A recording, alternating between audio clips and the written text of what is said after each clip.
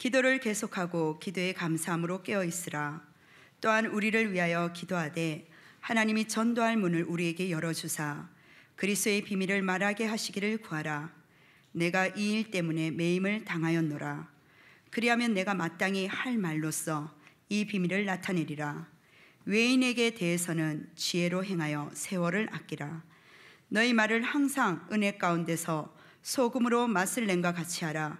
그리하면 각 사람에게 마땅히 대답할 것을 알리라. 아멘. 우리 먼저 신앙 고백하도록 하겠습니다. 주는 그리스도시요 살아계신 하나님의 아들이시니이다. 아멘. 오늘 골로새서 4장 2절에서 6절 통화에서 기도에 감사함으로 항상 깨어 있으라라는 제목으로 하나님의 말씀을 받아야 되겠습니다. 제가 지난주에 마지막으로 렘넌트 신학 연구원에 강의를 갔다 왔습니다. 그래서 그때 수도권에 대설 경보 주의보가 있었던 시기였기 때문에 가니까요. 이제 이 대구 좀 벗어나니까 아직 눈이 안 오더라고요. 그래서 눈이 안 오나 그래서 가니까 문경을 좀 지나니까 이제 눈이 쌓여 있더라고요. 그래서 눈꽃도 보고 눈 내린 상가들을 실컷 제가 대신 다 보고 왔습니다. 그래서 학교에 도착하니까 폭설이 한 20cm 이상 오니까요, 막 눈으로 다 덮여 있고, 그래서 일반도로 학교도 다 제설이 잘 안 된 곳도 있고, 그래서 통행하기가 약간 불편하긴 했지만 그렇게 잘 다녀왔습니다. 그래서 오랜만에 눈을 보니까 벌써 겨울이구나 라는 것들을 확인할 수가 있었고, 또 오늘이 12월 1일이지 않습니까? 그래서 올해 한 해가 이제 다 갔구나. 그래서 하나님이 주신 것들 되돌아보고 또 중요한 것들을 응답을 준비해야 될 시간표구나 라는 것을 생각하게 되었습니다. 그래서 더욱더 내가 하나님 앞에서 우리 모두가 말씀 속에서 성경 속에서 인도함을 받고 기도해야 될 그 시간표구나 라는 것을 다시 한번 붙잡고 오늘 그래서 우리가 그 말씀을 받아야 되겠습니다. 우리는 구원받은 하나님의 자녀입니다. 그래서 하나님의 사랑을 받았기 때문에 당연히 하나님을 사랑하는 것은 당연한 것이겠죠. 하나님께서 그 은혜를 우리에게 먼저 허락해 주셨기 때문에 그렇습니다. 그런데 하나님을 사랑하는 방법이 여러 가지가 있지만 그 중에 하나가 성경에 보니까 하나님의 계명에 순종하는 것이라고 분명히 말씀하고 있습니다. 우리는요, 하나님께서 우리를 먼저 사랑하셨기 때문에 이 죄인된 우리를, 하나님 떠난 우리를, 사단의 종됐던 우리를 구원하기 위해서 화목제물로 하나님의 진노와 저주와 재앙과 모든 것들을 다 담당하신 그 화목제물로 예수 그리스도를 우리에게 주셨습니다. 그 생명과 그 보혈을 통하여서 우리는 구원을 받은 자가 된 것입니다. 그래서 여러분은 먼저 하나님의 그 크신 사랑, 아들을 주신 사랑을 받은 자가 되었습니다. 그래서 우리는 이 하나님의 사랑 속에서 날마다 살아가야 됩니다. 마음과 힘과 뜻과 정성을 다해서 하나님을 사랑하라고 분명히 성경은 말씀하고 있습니다. 그런데 어떻게 하나님을 사랑해야 됩니까? 성경을 보니까 하나님의 계명, 하나님의 율법, 하나님의 말씀에 순종하는 삶을 사는 것이 하나님을 사랑하는 것이라고 분명히 말씀해 주셨습니다. 지난주에 여러분이 요한일서, 많은 1, 2, 3서, 유다서까지 읽었죠. 베드로 전서부터. 그 말씀 속에 요한일서에 보면 5장 3절에 이렇게 말하고 있습니다. 하나님을 사랑하는 것은 이것이니 우리가 그의 계명들을 지키는 것이라. 그의 계명들은 무거운 것이 아니로다. 이 말씀은요, 구원을 받은 사람에게 주신 것입니다. 우리 성경에 또 많은 현장에 보면 내가 행위를 해서, 성경에 보면 또 율법을 지키고 할례를 행하야지만 구원을 얻는다는 율법주의를 따라가는 잘못된 사람도 있죠. 근데 이 말씀은 그런 것이 아니라 구원받은, 이미 하나님의 사랑을 받은 사람들이 어떻게 살아야 되냐, 하나님을 사랑하고 하나님의 계명을 위해서 살아가는, 순종하는 삶을 살아가라고 말씀해 주신 것입니다. 그리고 교회사에 보면 이런 부분에서 많은 다양한 의견이 있습니다. 그 중에 하나님의 자녀들이 구원 이후에 지켜야 될 계명과 율법이 남아있지 않다, 다 폐기됐다고 주장하는 사람들이 있습니다. 그것이 반율법주의, 율법 폐기론입니다. 금요기도의 시간에도 잠깐 말씀드렸죠. 그래서 이 사람들이요, 많은 교회와 개인들이 타락으로, 방종으로, 음란으로, 방탕으로 빠지도록 만들어버렸습니다. 그것이 초대교회 때부터 있었고 지금까지 있습니다. 초대교회는 영지주의라고 해서 영적인 것은 너무나 선한 것이야, 육신적인 것은 악한 것이야. 그래서 영적인 것만 추구하면 육신적인 것은 아무리 엉망이 돼도 괜찮아 라고 말하는 사람도 있었던 것입니다. 그것이 많은 기독교의 중요한 교리들, 거룩하게 살아야 될 하나님의 백성들을 잘못된 길로 계속 유혹하는 일들을 했습니다. 그래서 헤르만 바빙크라는 칼빈주의 세계 3대 신학자가 있습니다. 가장 중요한 신학 중에 한 사람이 이 반율법주의, 율법 폐기론의 주장을 이렇게 정리했습니다. 뭐라고 말했냐면, 그리스도가 모든 것을 이루셨고 우리의 죄책뿐만 아니라 죄로 인한 부패까지 없애셨다고 주장한다. 성화는 이미 우리의 것이고 인간이 해야 할 것은 아무것도 남아있지 않다. 행함에 대해 말하는 것은 무엇인지 율법주의로 간주된다. 이것이 반율법주의, 또 다른 말로 반율법을 따라서 율법주의와 또 율법 폐기론에서 말하는 것입니다. 여기서 그리스도가 모든 것을 이루셨고 죄책을 다 없애셨던 것, 여기까지는 맞습니다. 그런데 죄로 인한 부패까지 모두 다 없애셨다라는 것은 성경에 있는 부분과 틀리게 알고 있는 것입니다. 죄에 대해서는 제가 계속해서 말씀드렸죠. 죄는 두 가지 구성 요소가 있습니다. 형벌적 요소로서 죄책, 죄에 대해서 책임을 지고요, 정죄받고요, 심판받고 형벌받아서 지옥에 가게 되는 것이 이 죄책입니다. 근데 이 죄책이 그리스도의 보혈을 통해서 다 제거되고 용서함을 받았죠. 더 이상 그리스도 안에서 정죄함이 없다고 말씀해 주셨습니다. 그런데 부패, 도덕적 요소인 부패와 오염이 있습니다. 그래서 그리스도의 보혈을 통해서 부패와 오염의 많은 부분이 씻겨져 나갔습니다. 근데 아직 남아있는 죄성의 조그만 부분이 남아있죠. 그래서 우리가 이 땅에 살 때 점진적 성화를 통해서, 거룩한 삶을 통하여서, 회개를 통하여서, 믿음을 통하여서 날마다 깨끗해져가는 삶을 통하여서 죽음에 이르렀을 때 완전 성화, 죽음에 이르렀을 때 영화로운 모습으로 변하게 되는, 또 육체의 부활을 통해서 완성되는 그것을 기다리는 그 축복을 우리에게 주셨습니다. 만약에 부패를 통하여서 부패가 다 없어졌다면 완전 성화가 이루어지게 된 것이죠. 그럼 끝나는 것입니다. 하나님 나라에 다 올라가야 되겠죠. 근데 그렇지 않은 것입니다. 그래서 요한일서 1장 8절에 보면, 죄가 없다고 말하면 스스로 속이는 자이고, 그리고 진리가 그 속에 없는 자라고 분명히 말하고 있는 것입니다. 그래서 성화가 이미 우리 것, 성화 다 완성됐다고 말하는 건 틀린 것이죠. 점진적 성화, 우리에게 첫 번째 결정적 성화를 주셨고요, 그와 함께 점진적 성화라는 매일매일 거룩해져가는 삶을 우리에게 말씀해 주신 것입니다. 또한 우리가 말씀에 순종하고 계명에 순종하고 율법을 지켜야 된다는 이런 것들을 말하면, 구원 이후입니다. 구원 이후에 이런 것을 말하면 다 율법주의로 정죄하는 것이 무엇이냐? 반율법주의, 율법 폐기론이 갖고 있었던 사람들, 그것이 초대교회부터 지금까지 그런 사람들이 계속 교회 안에 있었다는 것입니다. 그래서 우리는 이 부분을 경계해서 올바른 복음, 하나님을 사랑하고요, 하나님의 계명에 순종하는 사람으로 서야 되겠습니다. 요한에서 2장 4절 말씀을 함께 고백하도록 하겠습니다. 그를 아노라 하고 그의 계명을 지키지 아니하는 자는 거짓말하는 자요, 진리가 그 속에 있지 아니하되. 하나님을 믿고 하나님을 안다고 하는 사람들, 그 사람들은요, 하나님을 따라서 사는 사람이죠. 하나님의 백성이죠. 그런데 계명을 지키지 않는다면 그것은 거짓말하는 사람들이고 진리가 그 속에 있지 않다고 사도 요한이 분명히 우리에게 말씀해 주는 것입니다. 왜냐하면 성경은 반율법주의를 말하는 것이 아닙니다. 성경은요, 구원받은 자에게 주신 규범으로 남아있는 십계명과 같은 도덕법을 통하여서 하나님의 백성답게 살라고 우리에게 그 말씀을 처음부터 끝까지 계속해서 그것을 말씀하고 있는 것입니다. 하나님을 믿는 자, 하나님을 아는 자는 하나님의 뜻이 담겨진 계명, 십계명과 도덕법에 순종해야 되는 것입니다.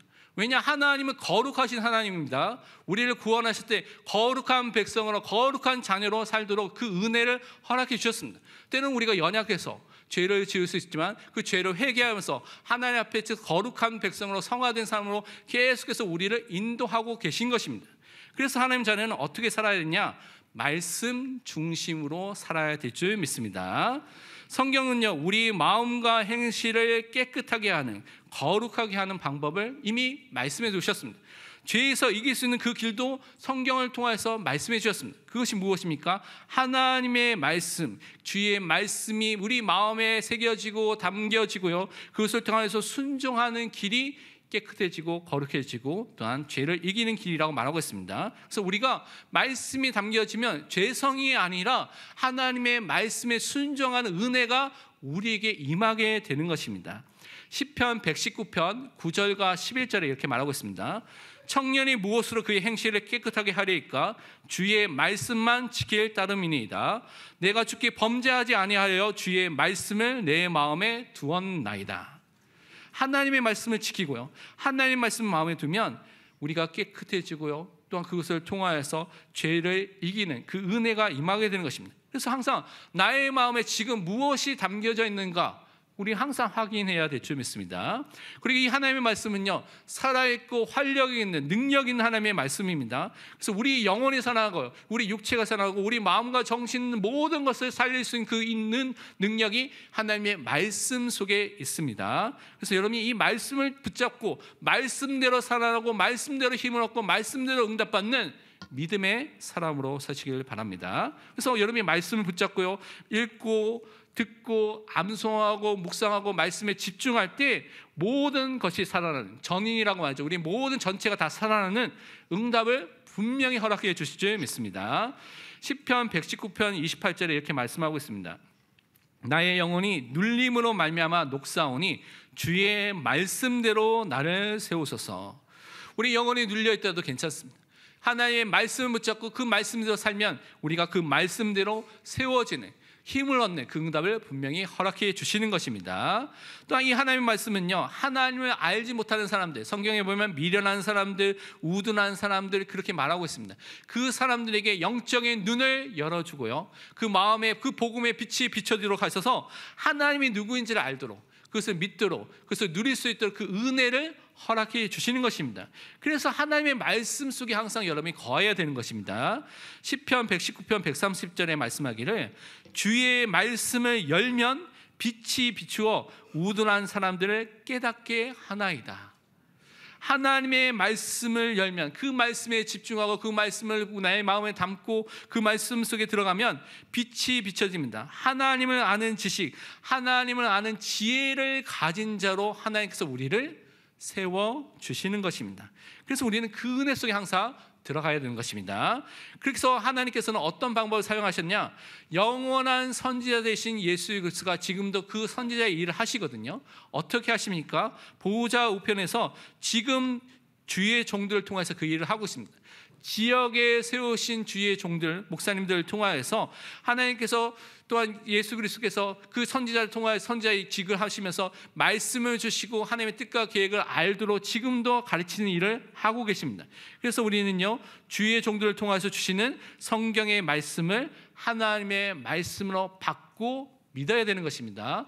그 말씀 중심으로 살 때 하나님의 역사가 일어나게 되는 것입니다. 그래서 하나님께서 지역교회, 우리는 마가다락방 교회죠. 마가다락방 교회 성도들은 그래서 주의 종이 무엇을 말하는지, 그것을 통해 하나님께서 무엇을 말하는지 거기에 귀를 기울이고 집중하고 그 말씀을 마음에 담는 믿음의 사람으로 서야 되겠습니다. 이것이 하나님께서 예수 그리스도께서 지금도 영원한 선지자로서 지금도 일하시는 방법인 것입니다. 그래서 오늘 우리는 본문 말씀을 통하여서 우리가 말씀 속에서 기도에 항상 깨어있는 사람으로, 기도에 감사하는 사람으로 서서 참되게 기도하는 자로 서야 되겠습니다. 말씀 중심으로 사는 사람이 말씀을 확인하고 누리고 붙잡고 인도받는 방법이 무엇이냐? 그것이 기도입니다. 그래서 말씀 속에 기도하는 은혜를 우리는 오늘도 누려야 되겠습니다. 첫 번째 우리가 붙잡아야 될 것이 무엇이냐? 감사함으로 끼어서 항상 기도하는 사람으로 서야 되겠습니다. 말씀으로 깨어있고요, 영적으로 깨어있으면서 기도하는 은혜 속에 우리가 항상 들어가야 되는 것입니다. 오늘 골로새서 4장 2절 본문 말씀을 함께 우리 읽도록 하겠습니다. 기도를 계속하고 기도에 감사함으로 깨어 있으라. 아멘. 하나님께 끼어서 감사함으로 항상 기도하는 사람이 되라고 했죠. 기도하는 그 한 사람으로 서시기를 바랍니다. 여러분의 가정, 여러분이 일하고 있는 또 직장, 사업도 학교, 현장, 또 여러분이 살고 있는 지역, 또 여러분이 있는 기관과 부서 사역 속에 많은 사람들이 있지만 하나님의 말씀, 특히 강단에서 나오는 그 하나님의 말씀을 붙잡고 영적으로 깨어서 기도하는 그 한 사람이 필요합니다. 그래서 여러분이 그 한 사람을 서서 진짜 교회를 위해서, 진짜 하나님의 이 말씀을 위해서 기도하는 사람을 서시길 바랍니다. 바울은 구원받은 하나님의 자녀가 항상 영적으로 깨어서 감사로 기도해야 된다고 말하고 있습니다. 그래서 우리가 기도할 때 진짜 감사가 나올 때까지 계속 기도하는 것이 너무나 중요합니다. 하나님께 기도하는 삶을 살 때 그냥 사는 것이 아니라 힘써서 이 기도하는 일에 힘써서 그 일을 하라고 권면하고 있는 것입니다. 이것이 마땅히 성도가 해야 될 삶이라고 우리에게 말씀해 주고 있습니다. 예배서 6장 18절 말씀에 바르기를 모든 기도와 간구를 하되 항상 성령 안에서 기도하고 이를 위하여 깨어 구하기를 항상 힘쓰며 여러 성도를 위하여 구하라. 우리는요, 기도하는 그 은혜를 우리에게 허락해 주셨죠. 그래서 우리 항상 성령 안에서 기도할 수가 있습니다. 이것은요, 우리가 길을 걸어갈 때도 기도할 수가 있고 운전을 할 때도 기도할 수가 있습니다. 또 기도한다고 해서 눈 감으면 안 되겠죠. 걸어갈 때도 눈 감으면 안 됩니다. 눈 뜨고 여러분 하는 일을 하면서 여러분 속으로 마음으로 기도할 수가 있는 것이죠. 사람을 만날 때도 마음으로 기도할 수가 있습니다. 왜냐? 여러분 하나님 자녀이기 때문에 언제나 어디서나 기도할 수가 있습니다. 예수 그리스도의 이름 붙잡고 언제나 어디서나 하나님 바라보고 기도할 수 있는 그 축복을 가진 자입니다. 그래서 그 기도를 항상 누리는 것입니다. 16세기의 종교개혁자 중에 존 낙스라는 사람이 있습니다. 이 사람은 스코틀랜드 사람입니다. 그래서 지금의 영국의 스코틀랜드는 지역이 있죠. 그 지역에 있는 사람인데 이 사람이 그 지역에서 또 종교개혁을 하고요. 또 박해가 있을 때 제네바로 이제 스트라스부르죠. 스트라스부르에 와서 칼빈을 만나게 되고요. 그래서 칼빈의 영향을 받고 다시 돌아가서 또 그가 종교개혁을 하면서 스코틀랜드의 장로교회를 시작하게 됐습니다. 그래서 사실은 장로교회의 시작이 이 존 낙스라고 많은 사람들이 이야기를 합니다. 근데 그 사람 했던 유명한 말이 있습니다. 무슨 말이냐면 기도하는 한 사람이 기도하지 않는 한 민족보다 강하다라는 말을 했습니다. 여러분이 기도하는 그 한 사람을 서시길 바랍니다. 그럴 때 다른 나라와 민족이 있더라도 하나님께서는 기도하는 그 한 사람을 통해서 분명히 일을 하실 줄 믿습니다. 그래서 여러분 자신을 위해서, 가정을 위해서, 교회와 현장을 놓고 깨어서 감사함으로 하나님 앞에 서서 기도하는 그 믿음의 한 사람, 기도의 한 사람으로 서시기를 축원드립니다. 그리고 우리는요, 이 기도할 때 주의 종을 위해서 기도하는 한 사람이 되어야 되겠습니다. 오늘 골로새서 4장 3절 전반부에 보면 또한 우리를 위하여 기도하되라고 말하고 있습니다. 바울은 골로새 교회의 성도들이 바울 자신뿐만 아니라 바울과 함께 있는 사람들, 선교팀이라고 할 수 있죠. 그 사람들 위해서 함께 기도해 주기를 명령하였습니다. 그래서 우리는 기도를 해야 되는데 특히 이제 우리는 로컬 교회, 지역 교회에 있기 때문에 여러분요, 지역 교회 속에서 담임 목사님 또 사역자, 교육자들을 놓고 마음을 담고 기도해 주시길 바랍니다. 왜냐?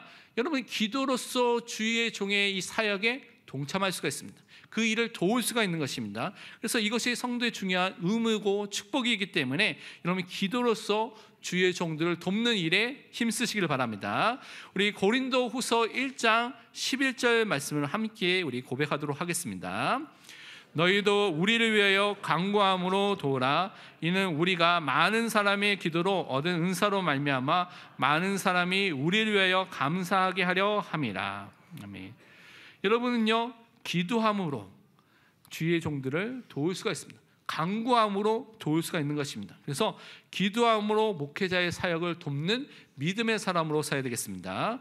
그리고 우리가 어떻게 기도해야 되냐, 어떤 것을 놓고 기도해야 되냐, 예수 그리스도를 증거할 그 문, 그 기회가 열리도록 기도하시길 바랍니다. 오늘 3절 하반부와 4절을 보면 이렇게 말하고 있습니다. 하나님이 전도할 문을 우리에게 열어주사 그리스의 비밀을 말하게 하시기를 구하라. 내가 이 일 때문에 매임을 당하였노라. 그리하면 내가 마땅히 할 말로써 이 비밀을 나타내리라. 바울은 지금 감옥에 있죠. 감옥에 있으면 어떻게 빨리 나올까, 어떻게 이 건강하게 지낼까, 뭐 여러 가지 생각해야 될 것이 너무나 많지 않겠습니까? 그런데 바울은 무엇을 위해서 기도하려고 부탁을 했냐면 이 현장에서 전도할 문, 다른 말로 복음을 전할, 말씀을 전할 그 기회가 생기도록 기도해 달라고, 기도하라고 말씀해 주고 있는 것입니다. 그러니까 바울은요, 감옥에 있지만 그의 우선순위와 그의 마음에 뭐가 담겨져 있습니까? 하나님 나라와 하나님의 의를 먼저 구하는 것이 그의 마음속에 담겨져 있는 것입니다. 하나님께 주신 모든 민족에 가서 제자를 삼는 세계복음화의 그 대위임 명령이 그의 마음속에 담겨져 있기 때문에 그것을 부탁한 것입니다. 그래서 우리는 그 현장을 놓고 또 기도해야 되겠습니다. 고린도후서 2장 12절 말씀하기를 내가 그리스도의 복음을 위하여 드로아의 이름에 주 안에서 문이 내게 열렸으되, 바울이요 복음을 위해서 살고 복음을 위해서 그 현장에 갔는데 하나님께서 어떻게 합니까? 주 안에서 복음을 전할 문을 열어주셨다고 고백을 하게 된 것입니다. 그래서 우리는 억지로 하는 것이 아니라, 여러분이 억지로 한다면, 여러분 힘으로 한다면 복음이 전해질 것 같은데 안 전해집니다. 그래서 억지로 하는 것이 아니라 하나님께서 복음을 전할, 복음을 받을 사람들을 만나도록 여러분 기도하시길 바랍니다. 그래서 하나님께서 문을 열어주시는 응답을 누리도록 우리가 기도하고 그 응답을 받아야 되겠습니다. 하나님이 하시는 전도, 성령 하나님께서 이끄시는 전도, 그것을 통하여 성경적 전도라는 그 응답을 누리도록 여러분 오늘도 기도하고 도전하시기를 바랍니다. 사도행전 14장 27절 말씀 우리 함께 고백하도록 하겠습니다. 그들이 이르러 교회를 모아 하나님이 함께 행하신 모든 일과 이방인들에게 믿음의 문을 여신 것을 보고하고. 바울이 이제 현장에서 보고한 것인데요, 하나님께서 함께 행하신, 또 역사하시고 은혜를 주시고 많은 일들을 하신 것들과 이방인들에게 믿음의 문, 그들이 예수를 그리스도로 알고 믿고 고백하여서 구원을 받는 문을 누가 여셨습니까? 하나님이 열어주셨다고 고백하고 있는 것입니다.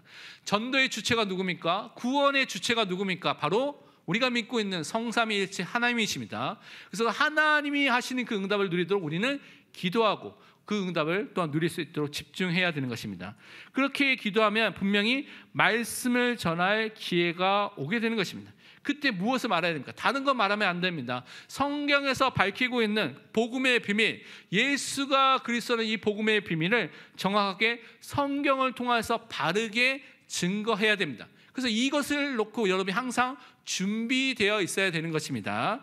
예수 그리스도도 여러분이 보면 부활하시고 나신 이후에 엠마오로 가는 2명의 제자를 만났죠. 그 2명의 제자를 만났을 때 그들이 처음에 예수님을 알아보지 못했습니다. 그래서 뭐 했습니까? 예수님께서 그들을 만나서 구약에 있는 모세의 오경과 선지자의 글을 통하여서 예수 그리스도가 해를 받고 다시 살아날 것에 대해서 그들에게 가르치셨습니다. 예수님도 성경을 통하여서 그가 그 그리스도에 대해서 예언된 것들을 통하여서 그 제자들에게 가르치고 그들을 깨닫게 하신 것을 우리가 살펴볼 수가 있습니다. 이것이 예수님이 하신 방법이죠. 성경을 통하여서 예수가 그리스도라는 것을 가르친 것을 하셨습니다. 그렇다면 여러분 예수님의 제자가 맞다면 무엇을 통하여서 예수님에 대해서 가르쳐야 됩니까? 성경 중심으로 성경을 통하여서 성경이 말하고 있는 예수 그리스도를 바르게 알고 누리고 증거하는 믿음의 사람으로서 해야 될 줄 믿습니다. 그래서 골로새 1장 26절 27절 이렇게 말씀하고 있죠. 이 비밀은, 하나님의 비밀은 만세와 만대로부터 감추어졌던 것인데 이제는 그의 성도들에게 나타났고 하나님이 그들로 하여금 이 비밀의 영광이 이방인 가운데 얼마나 풍성한지를 알게 하려 하심이라. 이 비밀은 너희 안에 계신 그리스도시니 곧 영광의 소망이니라. 하나님의 비밀은요 예수 그리스도입니다. 그래서 그 비밀, 영광의 소망 되신 그 그리스도를 우리는 알고 믿게 되는 그것을 말할 수밖에 없는 그 은혜를 받은 자입니다. 그래서 우리는 기회가 주어졌을 때, 그 문이 열렸을 때 뭐를 말해야 됩니까? 마땅히 예수 그리스도만을 증거하는 것입니다. 예수 그리스도, 그의 십자가를 통해서 그의 보혈로만 우리는 죄 용서함, 죄 사함, 영원한 속죄를 받을 수 있는 것입니다. 예수 그리스도를 통하여서만 새로운 살 길이 열렸기 때문에 길과 진리와 생명 되신 그리스도를 통해서 하나님을 만나는 길이 열리게 되시고 하나님의 아는 진리가 우리에게 임하게 된 것이고 영원한 생명을 통해서 하나님과 함께하는 은혜, 그 영원한 생명, 영생이 우리에게 주어지게 된 것입니다.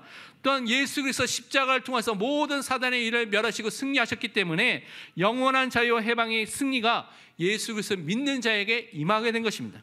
그래서 우리는 이 구원자 되신, 우리의 유일한 중보자 되신 예수 그리스도를 항상 증거하는 예수 그리스도의 증인으로 서는 것입니다. 그래서 선지자, 제사장, 왕이라는 이 삼중직은요 따로 있는 것이 아니라 한 분 예수님 안에 있는 것이죠. 그래서 삼중직입니다. 중자가 중요할 중자이고 한자로 보면 중첩, 오버랩 된다는 것을 같이 겹쳐져 있다는 것입니다. 그래서 한 분 예수님 안에 선지자, 제사장, 왕직이 함께 있는 것입니다. 그래서 그것을 우리는 항상 증거하는 믿음의 사람으로 서야 되겠습니다. 그러면서 우리는 두 번째로 기도 속에서 하나님의 뜻을 따라 불신자를 올바르게 대하는 사람으로 서야 되겠습니다. 오늘 우리 골로새서 4장 5절 말씀, 본문 말씀 함께 읽도록 하겠습니다. 외인에게 대해서는 지혜로 행하여 세월을 아끼라. 아멘. 여기서 외인은 불신자를 말합니다. 그래서 우리는 하나님의 뜻을 따라서 모든 기회를 잘 이용하고 활용하여서 불신자를 올바르게 대할 수 있는 믿음의 사람으로 서야 되는 것입니다. 우리 현장 속에는 언약 밖에 있는 외인, 불신자들이 많이 있죠. 우리 가정과 가문 속에도 있을 수가 있습니다. 주변에 친구 많은 사람도 있죠. 그래서 그들의 상태가 어떤 상태인지 먼저 볼 수 있어야 됩니다. 그들은요, 지금 죄인으로서 살고 있는 것입니다. 그 죄로 인하여서 거룩하신 하나님의 생명의 근원되신 하나님과 함께 할 수 없기 때문에 하나님과 분리되고 단절된, 하나님을 떠난 상태로 살고 있는 것입니다. 그것이 영적인 무능력, 영적인 무기력이기 때문에 영적 죽음이라는 단어를 쓰고 있는 것이죠. 그래서 그들은 사단의 지배와 사단의 종으로 살고 있다고 성경은 말하고 있습니다. 그래서 그들의 영적인 상태와 마음과 그 삶의 상태를 영적인 눈을 열어서 볼 수 있는 은혜가 임하도록 기도해야 되는 것입니다. 그래서 주변에 있는 불신자를 보여줄 때 그들이 갖고 있는 외모, 권력, 외형적인 것, 육체적인 것을 보여준다면 여러분 기도해야 됩니다. 진짜 그들의 영적인 상태가 보여질 수 있도록 하나님 앞에 기도하시길 바랍니다.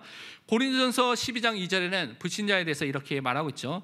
너희도 알거니와 너희가 이방인으로 있을 때에 말 못하는 우상에로 끄는 그대로 끌려갔느니라.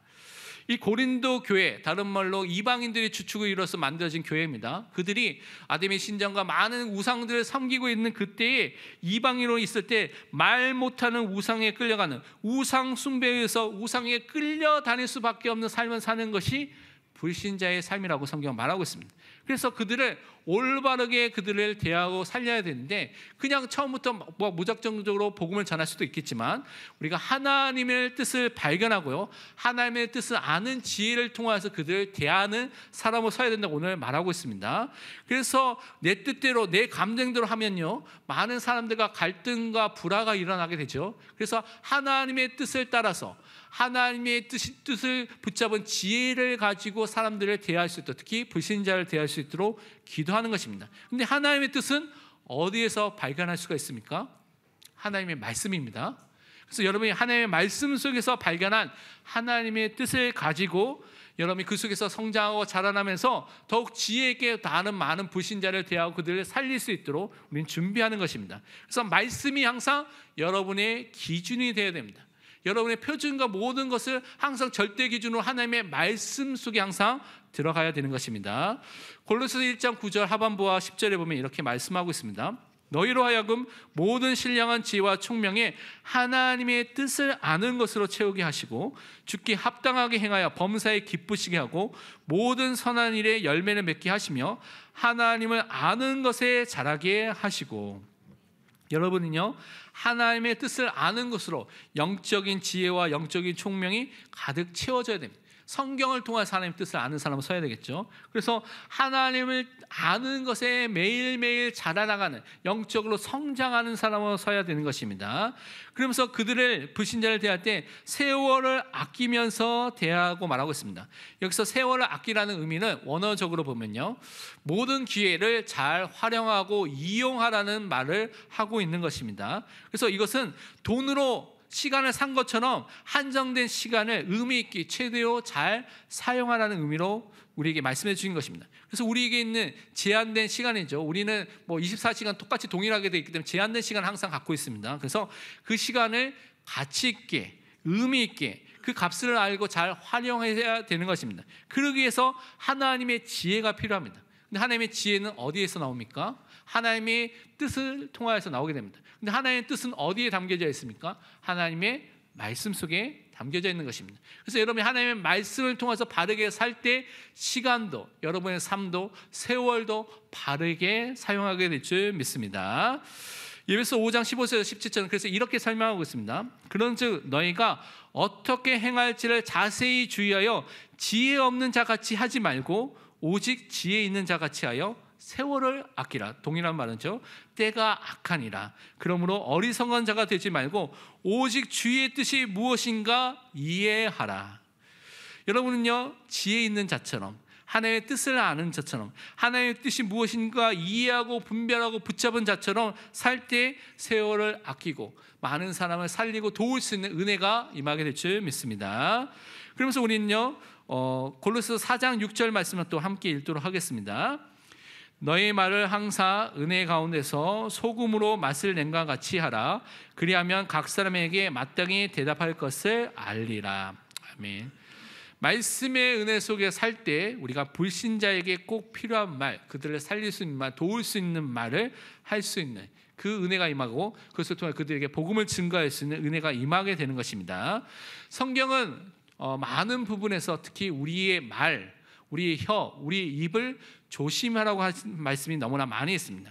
그래서 많은 부분에서 우리가 어떻게 올바르게 말해야 될지에 대해서 말하고 있는데, 특히 여러분 잠언을 읽어보면 잠언에 그런 많은 중요한 말씀들이 있습니다. 그 중에 잠언 15장 4절에서 28절을 보면 이렇게 말하고 있습니다. 15장 4절과 28절 보면 온순한 혀는 곧 생명나무이지만 패역한 혀는 마음을 상하게 하느니라. 의인의 마음은 대답한 말을 깊이 생각하여도 악인의 입은 악을 쏟느니라. 우리가 하나님의 자녀로서 의인으로서 이 땅에 살 때 어떻게 살아야 되겠습니까? 온순한 말, 살리는 말고 돕는 말이죠. 그리고 말할 때도 그냥 악을 쏟아내는 말이 아니라 어떻게 합니까? 대답한 말을 깊이 생각해서 하나님이 주시는 말을 증거하는 사람으로 서는 것입니다. 그래서 우리는 은혜 가운데 말을 해야 된다고 말하고 있는데, 은혜 가운데서 말을 해야 된다고 말하는데 그것이 소금으로 맛을 내듯이 맛을 내는 것처럼 소금을 한꺼번에 많이 부으면 어떻게 됩니까? 너무 짭니다. 소금을 안 넣으면 어떻게 됩니까? 너무 싱겁습니다. 그래서 간을 맞추는 게 너무나 중요하죠. 그게 최고의 기술 중에 하나인데, 이 은혜 가운데 말을 하라고 말하고 있습니다. 그럼 어떻게 우리가 은혜 가운데 말을 할 수가 있을까요? 그것은 내 안에 그리스도의 말씀이 충만하여서 그 충만한 말씀으로서 여러분이 말을 하게 될 때 은혜로운 말을 할 수가 있습니다. 다른 말로 여러분의 마음에 죄성과 다른 세상의 것들과 다른 것을 가득 차 있으면 나오게 되는 말과 생각이 어떤 거겠습니까? 거기에 영향받는 말과 생각과 그런 것들이 전달되게 됐습니다. 그런데 여러분이 그리스도의 말씀으로 충만하면 말씀 속에서 감사의 말이, 살리는 말이, 그 사람이 죄악된 길을 걷고 있으면 그 죄악에 대해서 경고하는 말을 통해서 그들을 돕는, 살리는 말을 할 수가 있는 것입니다. 그래서 소금을 치듯이 적당하게 간을 하듯이 그렇게 살리는 말을 할 수 있는 은혜가 임하게 되는 것입니다. 그래서 말씀 속에서 하나님께서 나에게 깨닫고 나에게 확신을 주는 것을 놓고 기도하면서 우리 여러분이 말을 전달하시길 바랍니다. 골로새서 3장 16절에 이렇게 말하고 있습니다. 그리스도의 말씀이 너희 속에 풍성히 거하여 모든 지혜로 피차 가르치며 권면하고 시와 찬송과 신령한 노래를 부르며 감사하는 마음으로 하나님을 찬양하고. 항상 하나님의 말씀 속에 풍성히 거하면, 살면, 그 속에 판단하고 생각하고 결정하고 인도함을 받으면 여러분이 가르칠 때도 권면할 때도 여러분이 나오는 모든 지혜도 그 말씀 속에서 응답받는 그 말씀을 증거하게 되는 것입니다. 특히 우리는 불신자에게 마땅히 증거해야 될 말이 있습니다. 해야 될 말이 있습니다. 그것은 소망의 말, 복음을 항상 준비하고 기회가 있을 때 그 복음의 말씀을 증거하는 것입니다. 그때 우리 안에 계신 성령 하나님께서 우리를 도와서 더욱더 말씀이 생각나도록 하시고 역사해 주셔서 이 말씀을 증거하는 은혜가 임하게 되는 것입니다. 하나님께서 우리에게 힘과 지혜와 말씀을 분명히 허락해 주시는 것입니다. 베드로전서 3장 15절은 그래서 이렇게 말씀하고 있습니다. 너희 마음에 그리스도를 주로 삼아 거룩하게 하고 너희 속에 있는 소망에 관한 이유를 묻는 자에게는 대답할 것을 항상 준비하되 온유와 두려움으로 하고. 베드로 사도가 이렇게 말하고 있죠. 너희 마음에 누가 주인이 되어야 되냐? 예수 그리스도가 항상 주인이 된다고 말하고 있습니다. 그래서 거룩한 삶, 하나님이 원하시는 그 응답의 삶, 하나님의 백성들은 말씀에 순종하는 삶을 살면 다른 사람이 보게 됩니다. 너는 왜 그렇게 살아? 너희 삶의 소망이 뭐야? 너 왜 그런 것을 무엇 때문에 그렇게 살아라고 불신자가 보고 불신자가 묻게 되는 순간이 오게 된다고 말하고 있죠. 그때 대답할 말이 있어야 됩니다. 예수가 그래서는 우리 갖고 있는 이 복음을 정확하게 전달해야죠. 항상 준비가 되어 있습니다. 다른 말 하지 말고 복음을 그때 정확하게 전달하는 것입니다. 그래서 그것을 통해서 불신자도 살리는 그 은혜가 우리의 말을 통해서 또 우리 삶을 통해서 분명히 나타날 줄 믿습니다. 그래서 우리가 항상 깨어서 감사함으로 기도하는 사람으로 서고요. 또 우리의 모든 삶을 통해 시간을 아끼고 모든 것을 통해서 하나님의 은혜 속에 말씀 속에서 불신자를 살리는 그 말과 삶이 나타나도록 우리 기도해야 되겠습니다. 결론은 이번 주 실천하고 적용해 두 가지 미션을 붙잡아야 되겠습니다. 첫 번째로 우리는 하나님의 뜻을 그래서 하나님의 말씀 속에서 찾아야 되겠습니다. 찾아진 하나님의 말씀을 갖고 묵상하고 암송하고 고백하고요, 항상 기도하시길 바랍니다. 시편 19편 14절에 말씀하기를 나의 반석이시여 나의 구원자이신 여호와여 내 입의 말과 마음의 묵상이 주님 앞에 연락되기를 원하나이다. 여러분 정말 구원자 되시고 반석 되신 하나님 항상 바라보시길 바랍니다. 여러분 지금 입술에 고백하고 있는, 계속 말하고 있는 말이 그대로 하나님께 연락된다면 어떻게 되겠습니까? 여러분 지금 마음에 지금 계속 생각하고 꽂혀있고 막 계속 고민하는, 아니면 뭔가 묵상하고 있는 그것이 그대로 하나님께 연락되고 드려진다면 어떻게 되겠습니까? 하나님이 기뻐하시는 것입니까? 아닙니까? 저는 그렇지 않을 때가 많이 있거든요. 그래서 항상 하나님의 은혜 속에 내 입의 고백이, 내 마음의 묵상이 하나님의 말씀 속에, 은혜 속에 거할 수 있도록 항상 집중하시길 바랍니다. 두 번째, 우리는요 말씀 속에서 예수 그리스도를 아는 지식에 또한 자라나는, 성장하는 사람으로 서야 되겠습니다. 베드로후서 3장 18절에 말씀하기를요 오직 우리 주 곧 구주 예수 그리스도의 은혜와 그를 아는 지식에서 자라가라. 영광이 이제와 영원한 날까지 그에게 있을지어다. 아멘. 우리는요 하나님 예수 그리스도를 아는 지식에서 자라가는, 성장하는 사람이 되어야 됩니다. 그래서 어린아이와 같이 우리가 영적으로 태어난 이후에는 하나님의 말씀, 신령한 저신 하나님의 말씀, 성경의 말씀을 통하여서 양육받고 성장하고 커가 나가야 되는 것입니다.